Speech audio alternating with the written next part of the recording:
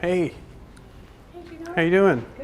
Gino Zond is the CEO of a company called Cozy. It develops software to help landlords manage their properties and tenants. So this one right here?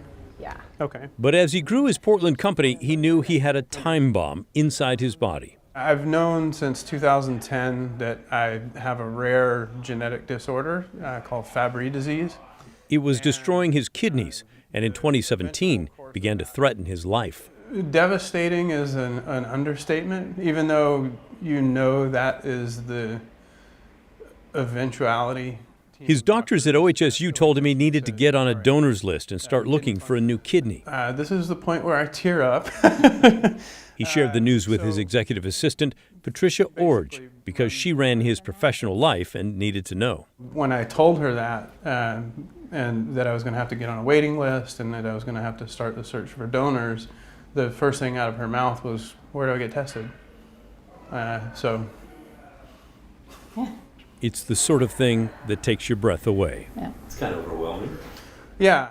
Patricia is now a member of a Portland-based group called WELL, It's a relatively easy thing to do. I have a picture of my kid. Women Encouraging Living Donation. There's a good chance. Most people think about donating organs after they die, Yeah. but you can donate a kidney while you're still alive. Yeah.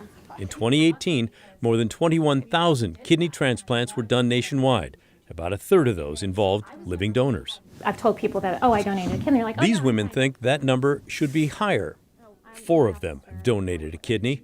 Patricia will never forget seeing her boss, Gino, right after his operation. fine. And I walked down to see him in his room, and I saw him and his wife, and he had color, and I literally get a little emotional, but I was just so happy to see him like that. And I was like, nothing else matters. Nicole Andergaard donated her kidney to her childhood friend, Anna Lytle. All I knew is that my best friend was very sick and she was not living a good quality of life. And maybe selfishly, I wanted her better for me and for her family, for her child, for her husband. And it was instantly something I was drawn to do. There was never a question. Yeah. Emily Lighthite gave her kidney to a complete stranger. The Examiner newspaper had run a profile about a business owner named Liz Campbell, who owns a toy store on Southeast Hawthorne Street and badly needed a new kidney. You know, we've got 2 kidneys. We can do well with one, so why not share it? A gift like that makes strangers into lifelong friends. And she was a stranger before, She was, yeah, but not now. but not now. Yeah, she's a close friend now. Patrice Morris Ball donated to her sister, Bobby.